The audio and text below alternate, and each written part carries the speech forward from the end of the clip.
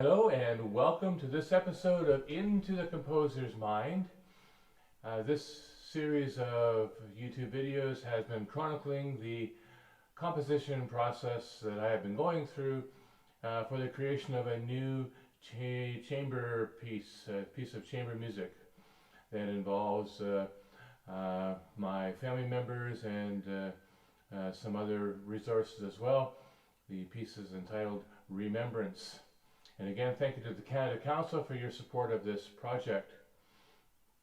The composition process is, of course, an interesting one, and over the years, many things have been written about the creative mind and what goes on during the creative process. And I've been talking about a few of those things along the way. Today I want to talk about as we get closer to the end of a project, how some of the components start to come together to create the final product. Sometimes a change of scenery is always a good thing for anyone in whatever job, whatever work you are doing, whatever creative activities you are in. A change of scenery often refreshes some of the ideas that you have, bring some of the ideas out of incubation because of the change of the senses that are around you, as well as a little different feel to how you feel about maybe perhaps less stress in your life, etc. Some people call it a vacation. Going on a vacation, of course, is the time when you generally get away from your normal job routine, or in the case of a retired person, of your normal life routine, to have some maybe what they call downtime, or just a change of how you're looking at life in general. Of course, as a composer, you do have or should have your regular 9 to 5 kind of approach to your profession.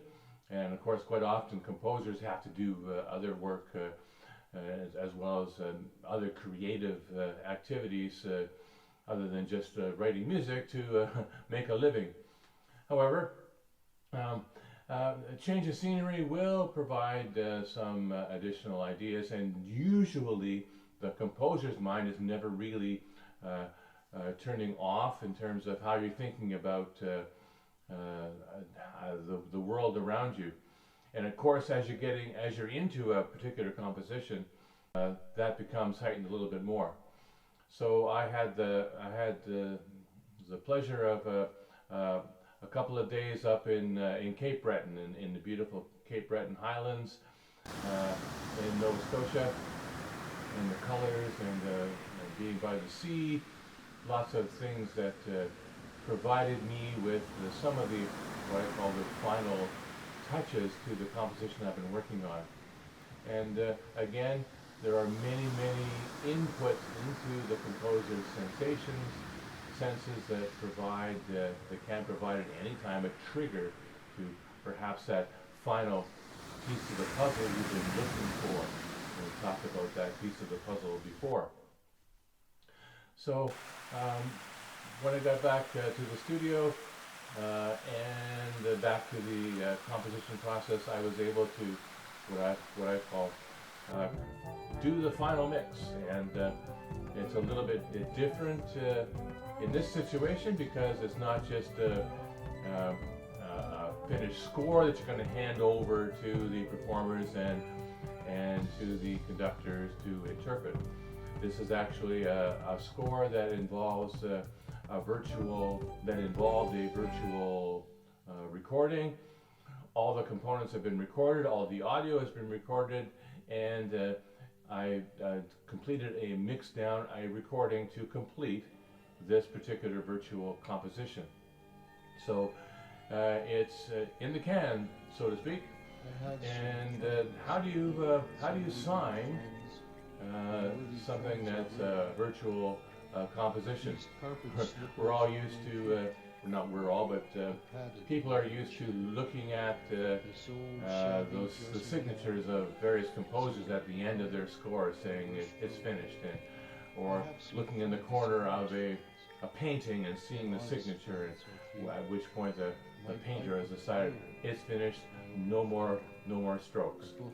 So I have in fact completed this piece and am providing my digital signature on the composition right now.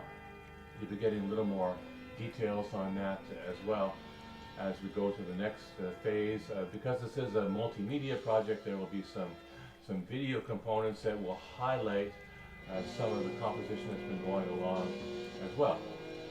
So today I just want to recognize the signature that goes on to a composition, and those signatures that have become an important part of any creative project. And sometimes it can be a corporate stamp, it can be a stamp of approval on some drawings or a project that you've been working on. The signature at the signifying the conclusion of a project is always an interesting feeling for a composer, and you say that's it, no more. So this piece is completed, a piece called Remembrance, and I look forward to chronicling to you the next stage, which is how the composer now starts to present this work to others, and how it will be heard by others, and how the composer reacts when it's heard by others in various situations. So once again, thank you for listening and for listening to this particular video, and please subscribe to the YouTube channel if you haven't done so already, and of course you can like and share this with all of your friends who might be interested as we start to head into the second phase of this project.